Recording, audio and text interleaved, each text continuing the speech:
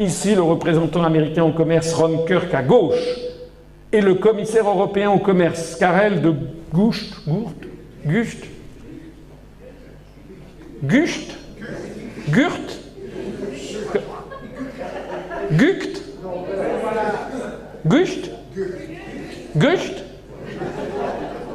Bon, c'est une histoire belge.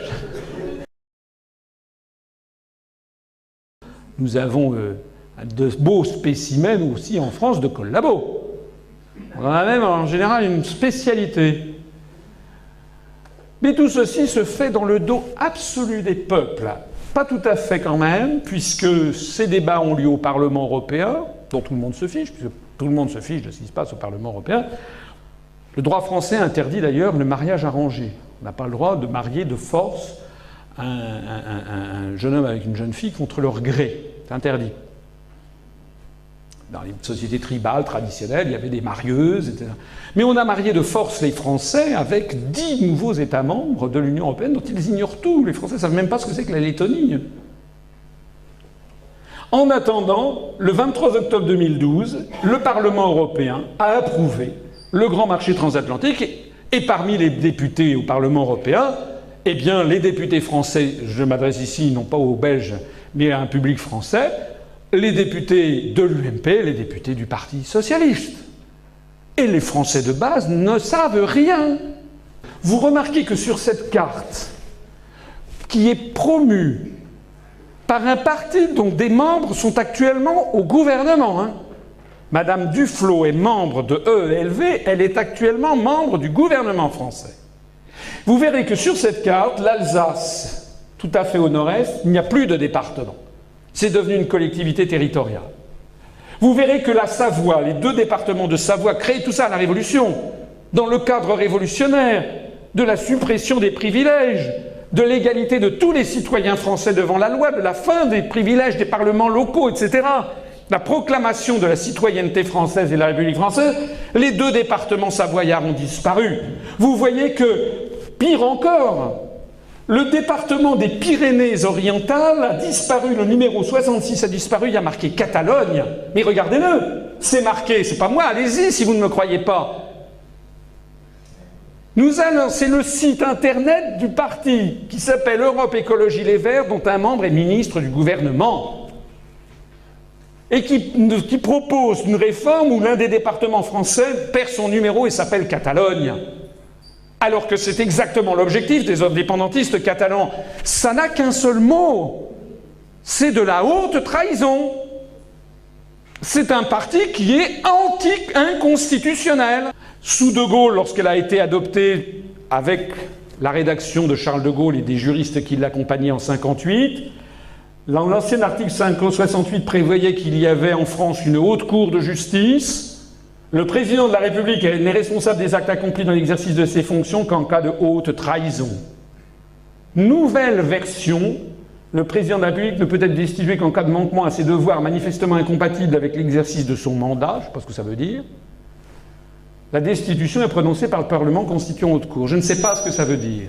Haute trahison, je sais ce que ça veut dire. En attendant, le crime de haute trahison qui existait dans la Constitution française a disparu de notre Constitution sans que les Français s'en rendent compte par des lois qui ont été votées par les parlementaires dans le dos des Français.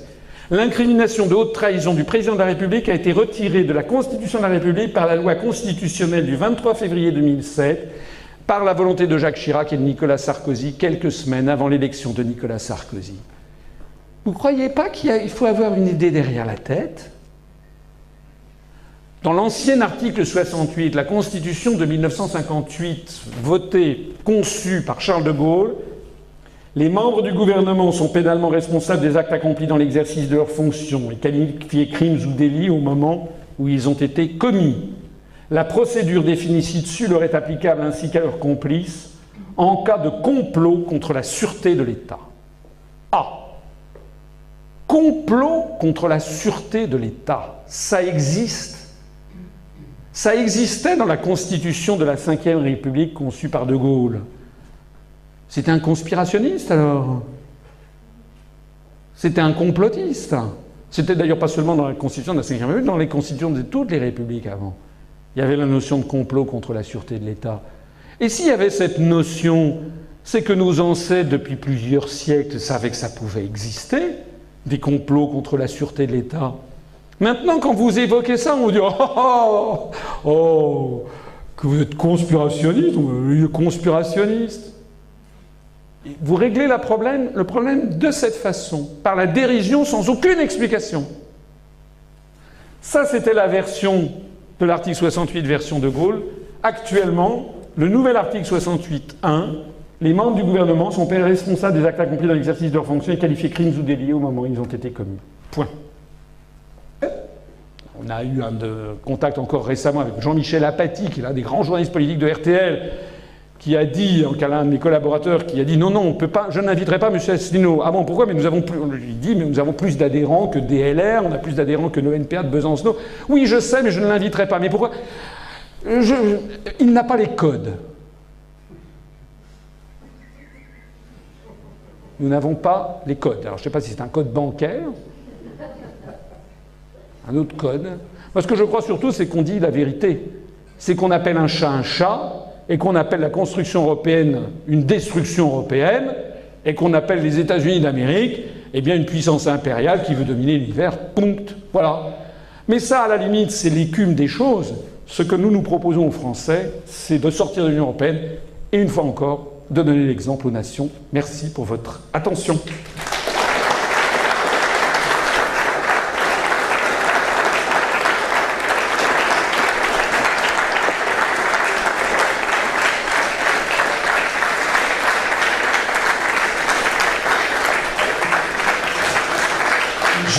Merci.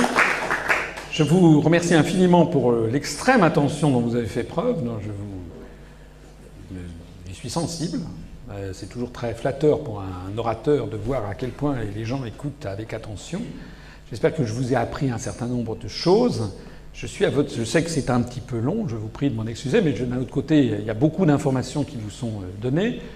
Ça a été filmé, normalement, ça devrait être disponible assez rapidement sur Internet. On a beaucoup d'autres conférences qui sont disponibles. Il y a des gens qui me disent « c'est très bien, mais c'est vraiment beaucoup trop long ». J'ai dit « oui, c'est vrai, c'est long ». Mais je te fais remarquer toujours deux choses. Les gens me disent « il faudrait que vous fassiez ça en 5 minutes ». Mais je dis « je ne peux pas faire ça en 5 minutes ». Parce qu'en 5 minutes, ce que je vous dirais, ce serait des slogans. Et comme du berceau à la tombe, les Français, je ne sais pas ce qu'il en est des Belges, mais les Français, la moyenne, c'est à peu près 3 heures, 3h30 devant la télévision tous les jours. 24, donc 365 jours par an. Donc quelqu'un qui a 40 ans s'est ramassé, disons, depuis l'âge de 5 ans, 35 ans, multiplié par 365 jours, multiplié par 3h30 plus 4h30 le week-end de télévision. Ce sont des milliers d'heures, sans compter la radio, les journaux, ce qu'on apprend à l'école. D'un seul coup, vous avez un Gus, c'est moi qui arrive, qui leur dit « mais attendez, tout est faux, on recommence à zéro ». Donc le premier mouvement est un mouvement d'incrédulité. Et on ne peut pas faire passer un message aussi dissonant, aussi contraire à tout ce que l'on vous a appris en quelques minutes. Ça n'est pas vrai. Même d'ailleurs en 3 heures de temps. Dans le meilleur des cas, alors il y a des gens parmi vous sans doute qui me connaissaient depuis déjà plusieurs mois, voire plusieurs années, mais des gens qui me découvrent d'un seul coup sont très surpris, parfois scandalisés, etc. Mais ce que je dis aux gens, c'est allez vous renseigner.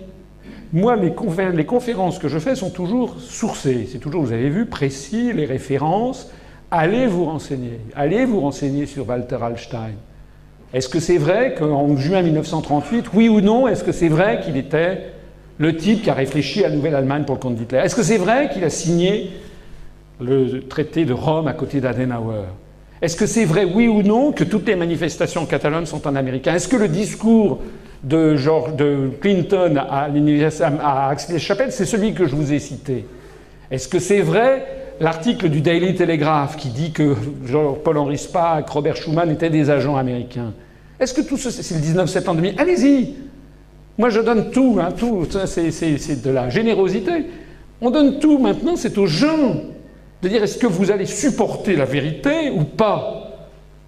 L'exemple montre, enfin l'histoire montre que, en réalité, les Français, et je pense que beaucoup, si je suis parmi vous et si vous m'avez écouté avec intérêt, c'est justement parce qu'en fait, et c'est ce qui me rend optimiste quant à l'avenir, c'est que les êtres humains sont ainsi faits qu'en gros, ils préfèrent la vérité au mensonge.